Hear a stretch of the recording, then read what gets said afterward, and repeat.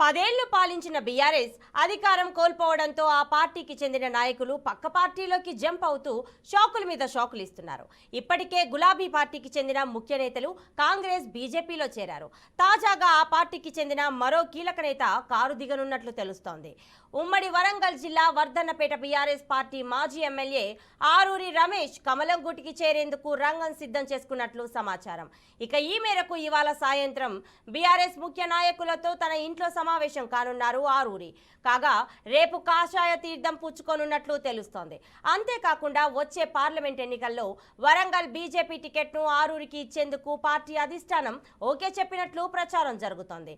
మరికొంతమంది మాజీ ఎమ్మెల్యేలు బీఆర్ఎస్ నేతలు బీజేపీలో చేరనున్నట్లు తెలుస్తోంది. కాగా ఇప్పటికే ఆ పార్టీకి చెందిన నాగర్ కర్నూల్, జహీరాబాద్ ఎంపీలు పోతుగంటి రాములు ఎంపీ బీబీ పాటిల్ బీజేపీలో చేరారు.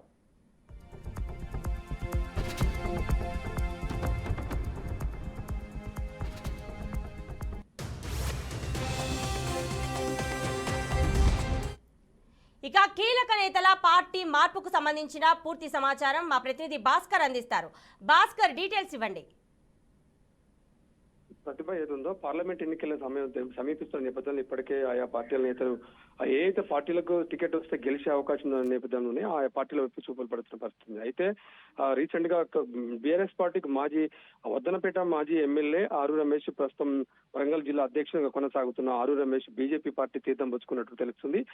రేపు బీజేపీ పార్టీలో పెద్ద ఎత్తున బీజేపీ పార్టీలో చేరి వరంగల్ పార్లమెంట్ టికెట్ ఆశిస్తున్నట్టు తెలిసింది. అయితే ఇప్పటికే బీజేపీ నేతలతోటి కేంద్ర రాష్ట్ర స్థాయి నేతలతోటి ఇప్పటికే టచ్ లోకి పోయినట్టు తెలుస్తుంది. వారు ఒక స్పష్టమైన హామీ ఇవ్వడంతో బీఆర్ఎస్ పార్టీని వీడి బీజేపీలో చేరుతున్నట్టు మనకు సమాచారం తెలుస్తుంది. అయితే ఇప్పటికే దానికి సంబంధించి రంగం సిద్ధం చేసుకున్నారు ఆరు రమేష్.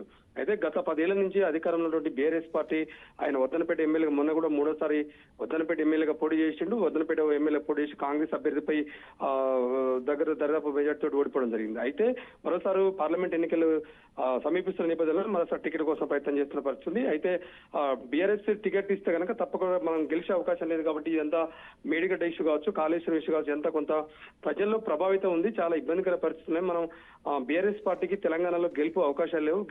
బీఆర్ఎస్ పార్టీ నుంచి చేస్తే కనుక మనం తప్పకుండా ఓటమి పాలు జరుగుతున్న ఉద్దేశంతో నిర్ణయించుకొని తమ కార్యకర్తలతో ఇవాళ సమావేశం ఏర్పరచుకొని కార్యకర్తలకు తన దిశానిర్దేశం చేసి మనం తప్పకుండా బీఆర్ఎస్ పార్టీని వీడితే తప్ప మనకు ఆ పొలిటికల్ కెరీర్ ఉండదని చెప్పేసి ఒక భావించినటువంటి ఆరు రమేష్ మాత్రం బీజేపీ తీర్థం పుచ్చుకున్నట్టు తెలుస్తుంది. అయితే రేపు హైదరాబాద్ లో జైన్ అవుతారా, లేకపోతే కిషన్ రెడ్డి తోటి ఇప్పటికే కిషన్ రెడ్డి కావచ్చు, బండి సంజయ్ కావచ్చు, ఈటెల రాజేందర్ తోటి రాష్ట్ర నేతలు కీలకమైన నేతలతోటి ఇప్పటికే సంప్రదించినట్టు మనకు సమాచారం తెలుస్తుంది. అయితే వీరందరూ తీసుకుపోయి రేపు ఢిల్లీలో కనుక అమిత్ షా నేపథ్యంలో చేరే అవకాశం ఉందని మనకు కొంత సమాచారం తెలుస్తుంది. నిజంగా రేపు ఢిల్లీలో జైన్ అవుతాడా, హైదరాబాద్ లో జైన్ అవుతాడా కొంత క్లారిటీ రావాల్సింది. అయితే ఇప్పటికే పూర్తి పార్టీ ఇప్పటికే అభ్యర్థులు ప్రకటించిన తోటి బీఆర్ఎస్ పార్టీ కూడా ఇంకా కొంత హడావుడి చేస్తున్న నేపథ్యంలోనే బీజేపీ నిన్న 109 మంది అభ్యర్థులను ప్రకటించిన తోటి ఇప్పటికే వరంగల్ అయితే ఎవరిని అభ్యర్థులు ప్రకటించలేదు. అయితే వరంగల్ ఎస్సీ రిజర్వ్ కాన్స్టిట్యూన్సీ కాబట్టి తను ఎస్సీ సామాజిక వర్గం చెందిన ఆరు రమేష్ కూడా తప్పకుండా బీజేపీ వరంగల్ సెగ్మెంట్ టికెట్ నాకే కేటాయిస్తుందని తప్ప నమ్మకంతో బీజేపీలో చేస్తున్నట్టు తెలుస్తుంది. అయితే అధిష్టాన నేతలు కూడా తప్పకుండా నీకే ఇస్తాం టికెట్, నువ్వు తప్పకుండా రావాలి, బీజేపీ తీర్థం పుచ్చుకోవాలని చెప్పి ఇప్పటికే ఒక స్పష్టమైన ఆదేశాలు ఇచ్చినట్టు తెలుస్తుంది.